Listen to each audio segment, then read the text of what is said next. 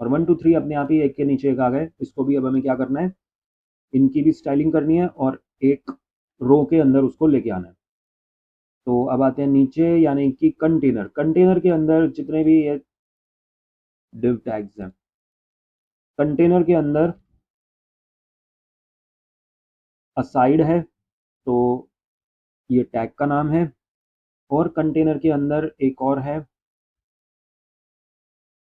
Main. इन दोनों को हमें क्या करना है, फ्लोट लेफ्ट करना है। इसको भी हमने फ्लोट लेफ्ट करा और इसको भी फ्लोट लेफ्ट कर दिया। दोनों फ्लोट लेफ्ट हो चुके हैं और फिर क्लियर भी करना है। क्लियर कहाँ करेंगे, इसके बाद। तो वही जो हमने यहाँ पे लिखा था क्लियर बोथ, यहाँ पे हमने क्लियर बोथ लिख दिया, क्लियर लिख दिया है। और क्लियर बोथ हमें दोबारा से बनाने की जरूरत नहीं है, ये पहले से ही बना हुआ था। आउटपुट देखेंगे तो ये 1 2 3 हमारा एक लाइन में, एक रो में आ चुका है। फुटर की जो बैकग्राउंड कलर है वो सेम ही है हेडर की तरह, हेडर वाला ही कलर है। और सेंटर में हुआ है फुटर।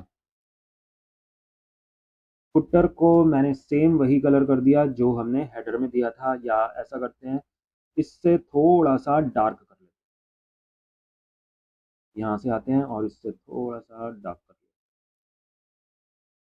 फुटर का कलर आ चुका है और फुटर को अंदर जो पैराग्राफ है उसकी भी स्टाइलिंग करेंगे हम। फुटर के अंदर पी और यहाँ पे हमने लिख दिया टेक्स्ट अलाइन सेंटर। पैडिंग भी इसमें 20 पिक्सल दे देते हैं।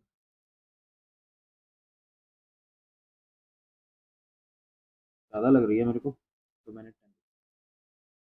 ठीक है, फुटर भी हमारा हो चुका है। अब हमारा बचा है बीच बीच वाला सेक्शन। तो साइड में हमने यहाँ पे बनाया था, अब हमें क्या करना है, इनकी विड्थ देनी है। विड्थ टोटल 100% है, तो मैं इनकी विड्थ दे रहा हूँ 20%। और जो मेन कंटेंट है वो कितना बच गया, 20%। ये लेफ्ट वाला असाइड है, 20% राइट वाला है, 40 हो गया, बीच का बच गया 60। तो इसकी हमने विड्थ दे दी 60%। और जो असाइड है उसमें बैकग्राउंड कलर हमें चेंज करना है, जैसे कि यहाँ पे हुआ हुआ है ये पिंक टाइप कलर हुआ हुआ है, इसी को करते हैं। तो बैकग्राउंड कलर यहाँ पे हमने चेंज करा, और इसका कलर कौन सा है, लाइट पिंक ही है, हल्का। तो जैसे ही हम यहाँ पे आउटपुट में देखते हैं तो ये पिंक कलर आ चुका है लेफ्ट वाला और राइट वाले पे, और बीच का जो शेड आ गया वो अपने आप ही वाइट ही रहना है। मेन के अंदर बैकग्राउंड कलर इसका चेंज कर देते हैं और यहाँ पे येलो कलर से अप्लाई करते हैं, लेकिन हल्का येलो। लाइट हो चुका है येलो, और ये हमारा तीनों कॉलम्स बन चुके हैं। अब इसके अंदर कंटेंट्स बनाते हैं। यहाँ पे एक मेन्यू बनी हुई है, ये भी सेम मेन्यू बनी हुई है। हम थोड़ा सा चेंज करेंगे, लेफ्ट में तो मेन्यू बनाएंगे, राइट में कुछ और बनाएंगे। तो HTML में आते हैं अब कंटेंट लिखने के लिए। साइड के अंदर हमें मेन्यू बनानी है, तो फिर मेन्यू तो ULLI से ही बनती है। तो ULLI के अंदर ए के अंदर फिर से यहाँ पे पेज का नाम आएगा। अभी मेरा कोई पेज नहीं है तो मैंने हैश ही लगा दिया। यहाँ पे हमने पेज के नाम लिख दिए थे, लेकिन उससे कोई फर्क नहीं पड़ेगा, बेटर है कि आप हैश लगाओ। यहाँ पे मान लेते हैं कुछ कैटेगरीज हैं, तो यहाँ पे मैंने लिख दी कैटेगरी 1। 5 कैटेगरीज ले ली। कैटेगरी 1, कैटेगरी 2, कैटेगरी 3, 4 और 5। 5 कैटेगरीज के मैंने नाम लिख दिए। इनके पेजेस हम जब बनाएंगे तो यहाँ पे नाम लिखा आ जाएगा। अब मुझे क्या करना है, इनकी स्टाइलिंग करनी है। ये कैटेगरीज लिख के आ गई। स्टाइलिंग में मुझे क्या करना है, इसकी अंडरलाइन हटानी है और इसको सेंटर में करना है और स्पेसिंग देनी है। तो CSS में जाते हैं।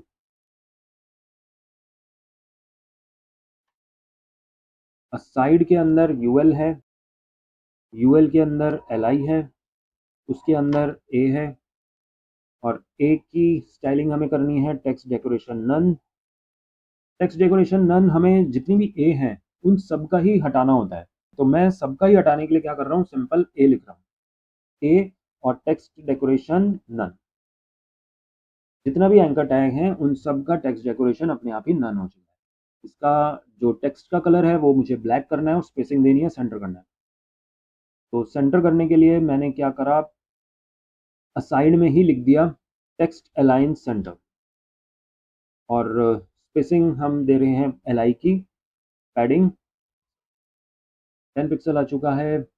और क्या करना है, इसका कलर चेंज करना है। तो ए की वजह से कलर आता है इसका, तो कलर कॉलन ब्लैक कर देते हैं।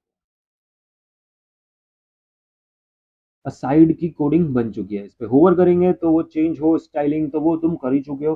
होवर पे पहले भी किया था, वो तुम ट्राई कर लोगे। बीच का कुछ कंटेंट बनाते हैं जैसे कि इसमें बना हुआ है, सेम वैसे ही बनाते हैं। सेक्शन हेडर लिखेंगे और फिर ये कुछ सेक्शंस बने हुए हैं, ये क्या है, आर्टिकल्स से बना सकते हैं हम इनको। जैसे HTML के बारे में कुछ लिखना है तो HTML का आर्टिकल, CSS के बारे में कुछ लिखना है तो CSS का आर्टिकल। तो मेन के अंदर हमने बनाया, मेन के अंदर सेक्शंस हो सकते हैं, तो यहाँ पे हमने सेक्शंस बना दिया। सेक्शन के अंदर हमें बनाना है आर्टिकल, तो आर्टिकल मैं बना रहा हूँ यहाँ पे। और आर्टिकल में मैंने एक H2 टैग लिखा और इसके अंदर लिखा मैंने HTML, और यहाँ पर पैराग्राफ के अंदर HTML के बारे में कुछ लिख देते हैं। तो मैंने यहाँ पे डमी कुछ टेक्स्ट लिख दिया है लॉरेंस से। सेम आर्टिकल मैं दोबारा से क्रिएट करूँगा दूसरे टॉपिक के लिए। दूसरा टॉपिक मैंने CSS लिख दिया और उसके लिए भी। तो इसका आउटपुट देखते हैं, तो यहाँ पे लिखा गया ये HTML और उसका कंटेंट, फिर CSS उसका कंटेंट। बहुत स्पेसिंग नहीं आई है, स्पेसिंग दे देते हैं। मेन लिखा है, इसमें भी हम स्पेसिंग देंगे, यानी कि पैडिंग 20 पिक्सल। आर्टिकल की हम कोडिंग लिखते हैं। कंटेनर के अंदर आर्टिकल है, उसके अंदर मुझे इसकी स्टाइलिंग करनी है। तो मेन क्या था, मुझे स्पेसिंग देनी है, तो मार्जिन बॉटम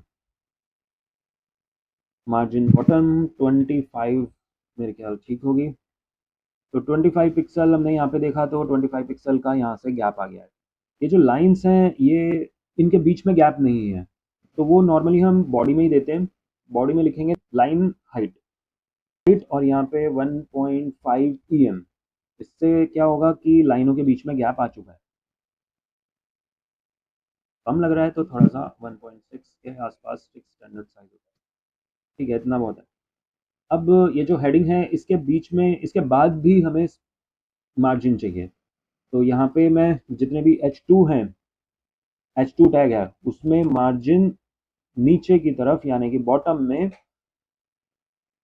10 पिक्सल का गैप आ चुका है। ठीक है।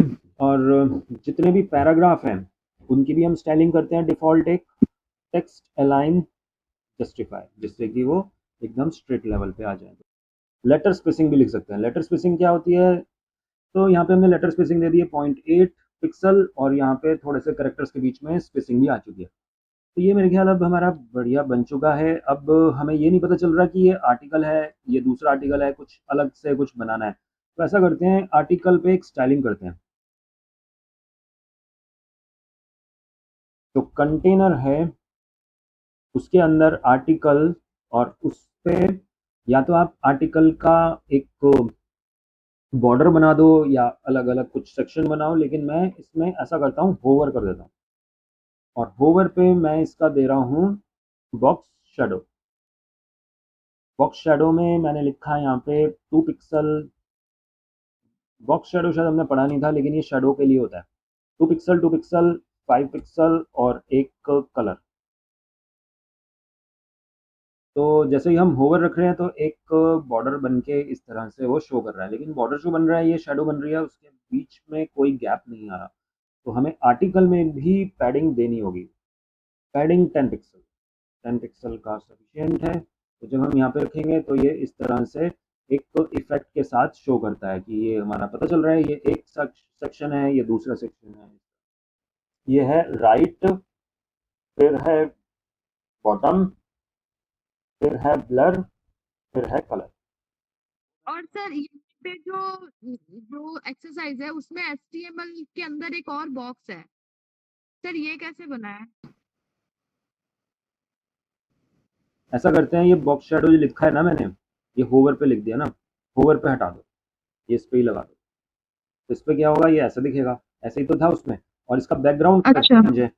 इसमें बैकग्राउंड कलर क्या करते हैं, वाइट कर देते हैं। बैकग्राउंड कलर वाइट कर दिया।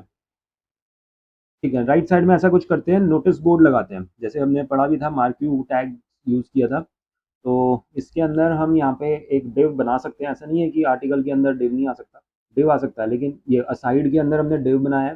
तो असाइड का मतलब वो राइट साइड हो गया। अब उसके अंदर आपने कुछ और सेक्शंस वगैरह बनाने हैं, तो वो आप डिव से बना सकते हैं।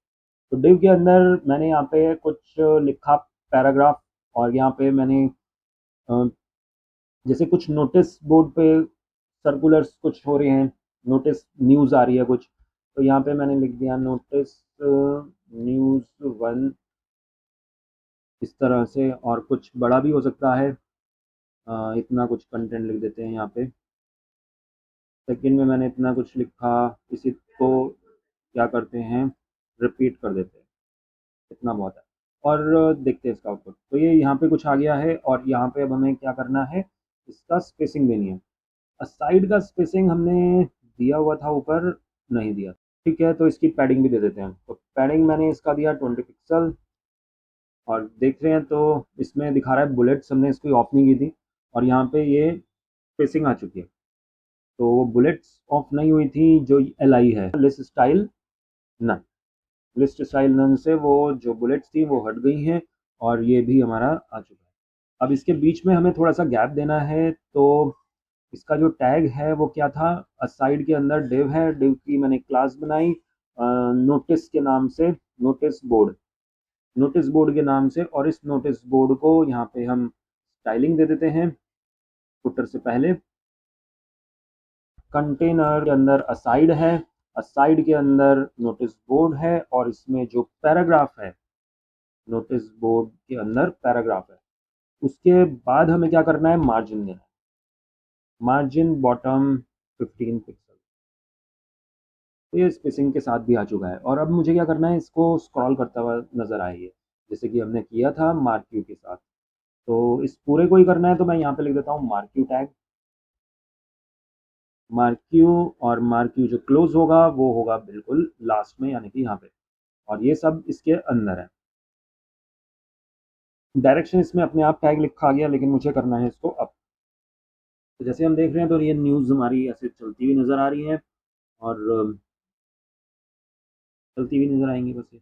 तो ऐसे चलती रहेंगी, और ऊपर जाके फिर से वो नीचे से शुरू होती जाएंगी, इस तरह से आता जाएगा। तो इस तरह से हमने ये सर बना। मार्क्यू टैग तो बंद हो गया ना, आउटडेटेड हो गया ना।